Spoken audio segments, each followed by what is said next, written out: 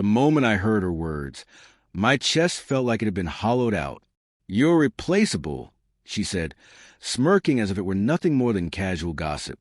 My fiancée, the woman I had promised my life to, looked at me with eyes that were suddenly unreadable. I froze, the knife twisting slowly in my gut. How could a woman I trusted so completely, who had whispered promises in the dark, who had smiled at my jokes, who had held my hand while the world crumbled around me, speak something so cold, so absolute? It started months earlier, subtle at first. Texts she'd been secretive about. Phone calls she claimed were work-related. Late nights she brushed off with a tired shrug. I wanted to trust her. I needed to trust her. But an unease had begun to nest in my chest like a quiet, insistent bird. Every laugh she stifled when I entered the room, every sudden change in topic when I questioned her, every fleeting glance at her phone gnawed at me.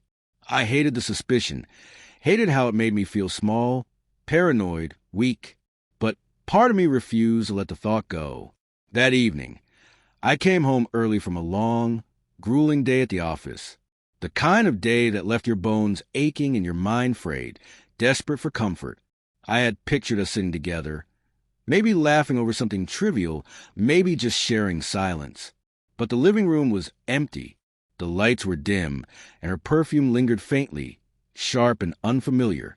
I called her name softly, then louder. No response. And then I saw it. Her phone, carelessly left on the couch.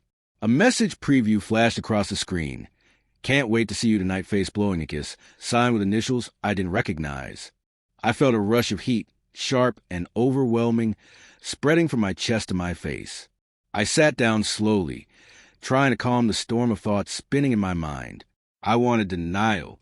I wanted it to be some harmless mistake. But deep down, a voice I couldn't silence whispered the truth I didn't want to hear. When she finally walked to the door, her smile faltered as she saw me holding her phone. I didn't need to speak. She knew why I was angry, knew what I had discovered. Her usual confident posture seemed to shrink, her eyes darting away. "Can you explain this?"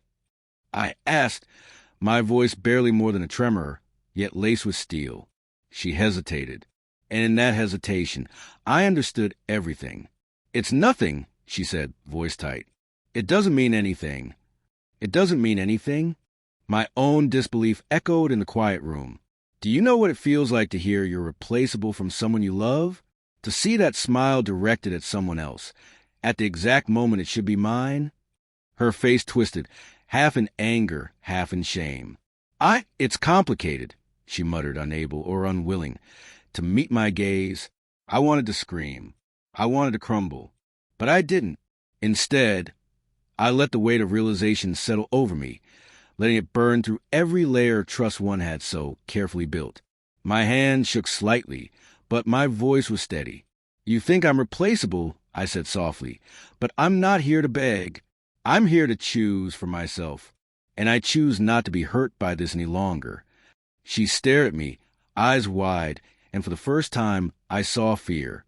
Not the fear of losing a fight, but the fear of losing me. The same me she had dismissed so easily. The man she had claimed was replaceable.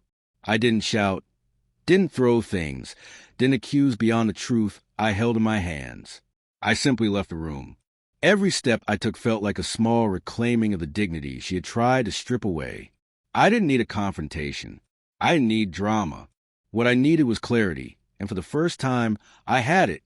Later that night, I sat alone in our apartment, the city humming quietly beyond the windows. I thought of all the small signs I had ignored, the moments I had rationalized away, the love I had given without hesitation. I felt sorrow, yes, but also a strange, burgeoning freedom. Betrayal had cut deep, yes, but it had also woken me from a comfortable illusion. I realized that the world could hurt you, that people could fail you, but you always had a choice, to remain broken or to rise. I chose to rise. And somewhere in the quiet, I felt the faintest whisper of relief. She could speak her cruel words, act with selfish disregard, but she could not touch the part of me that had learned its own worth. That night, I understood something vital. Betrayal can shatter trust, but it cannot shatter self-respect.